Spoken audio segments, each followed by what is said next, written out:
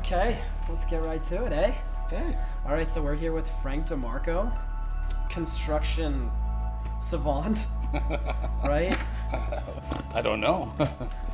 Depending on who you ask. I was just gonna say. Yeah. Mm-hmm. So, yeah, could you just tell us a little bit about what you do, like what your day-to-day looks like and what your overall job is? Or like, I guess you don't, I don't know. I don't even know if you have a job per se, or if it's you running the show, or...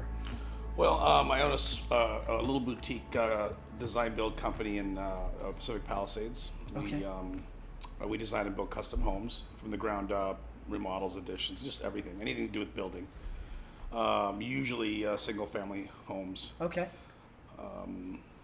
Spanning from 1,000 square feet even all the way up to 40,000 square feet. Depends on the project. Little place, little hut. Little hut. Yeah. You start to definitely those houses are definitely not so warm. Yeah. As Okay. you would imagine.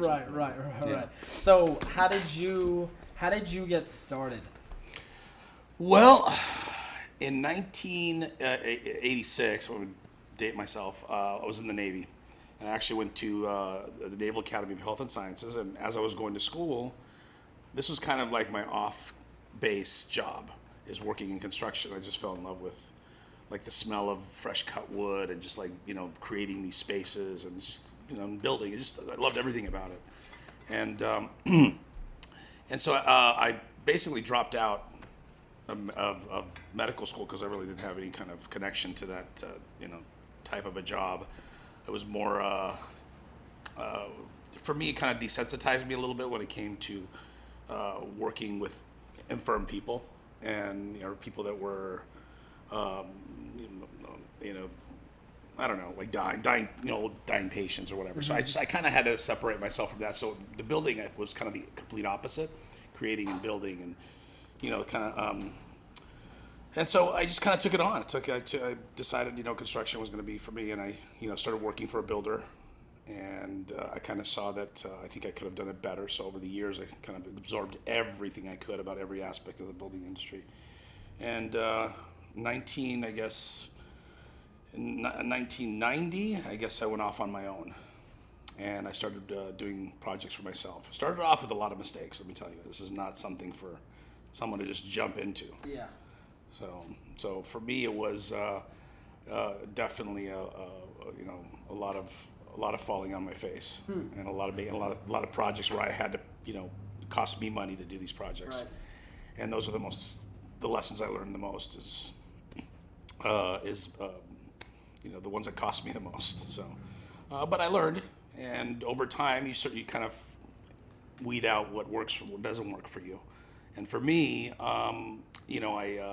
I always believe that just you may not be so the best at what you do, but if you're honest and show integrity in your field, I think you'll always work, and that's kind of the attitude I adopted, and it's worked for me. So when you were in the Navy and you said it was like a side job, was that something you were here for? Was when you were enlisted you were able to do that on the side, or was that something it was right after? No, I was a friend of mine needed help. His company needed help, and it just kind of like it was a part-time thing. So on my days off, I would work in framing, and it just kind of took to it.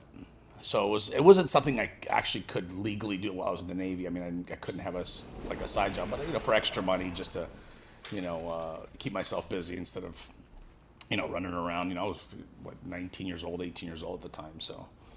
Yeah. Jesus. Yeah. As a young kid. Yeah, I was a kid. And so what was it where was like when you first took your step and you were like, okay, this is what I'm going to do for the rest of my life? Was there something that happened specifically where it was like, oh, this job or whatever was the like stepping stone into what you're doing now?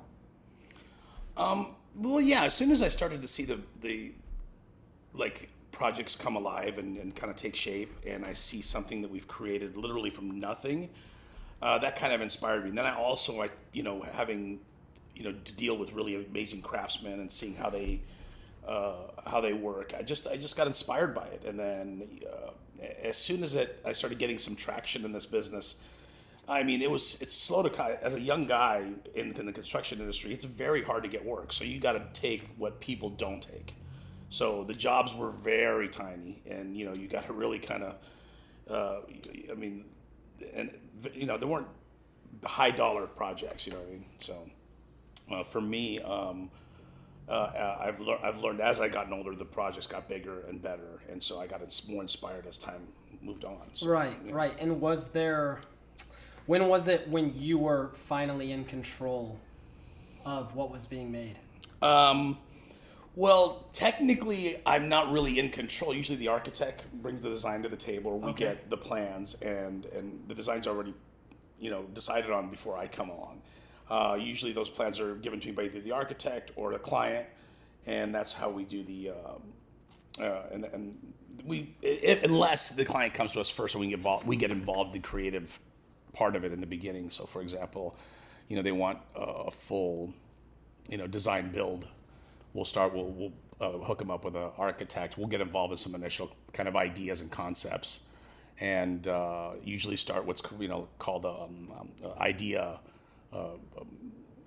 board to kind of make so we can get me and the client on the same page, and then usually the architect will come in and put that on paper. And Okay, and when people started coming to you, I'm sorry if these questions are redundant. No, that's fine. Once the people started coming to you, when did, like the architects, right? Mm-hmm. So like when they started finding out about you, was there a process until you got to that point? I mean, I'm sure. Well, sure. I mean, I kind of, for a while, a few years I worked for really high-end home builders because I couldn't get these types of projects on my own. So I became a project manager for a couple of high-end home builders. And that's kind of, and I got to meet the architects and my only thing, that's how usually we get the work is we kind of, we go after the architects, and those guys will hand us the plans or bring us in on their project or refer us. So for me, having just a single client really doesn't. It's we get a lot of those, but for me, the architects are the most important aspect of this business, and that's who you want to attract. Right. So right, and if you wouldn't mind just explaining like what that process looked like, from start to when you were project managing, like what that looked like on a day-to-day.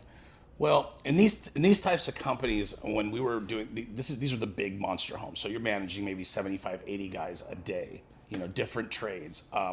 So and then the owners have what's called an owner's rep, and that owner's rep oversees the building or the contractor, and so really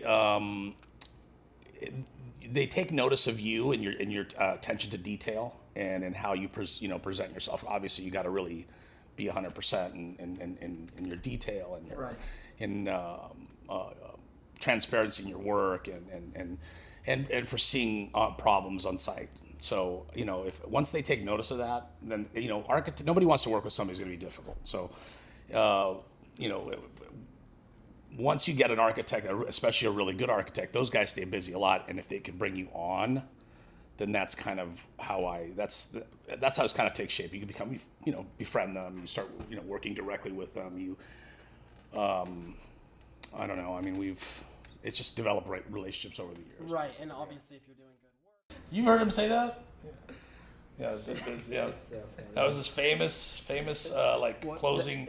The eggs are cooking. And he says this game is in the refrigerator. The eggs are cooling. The butter's getting hard, and the Jello's jiggling.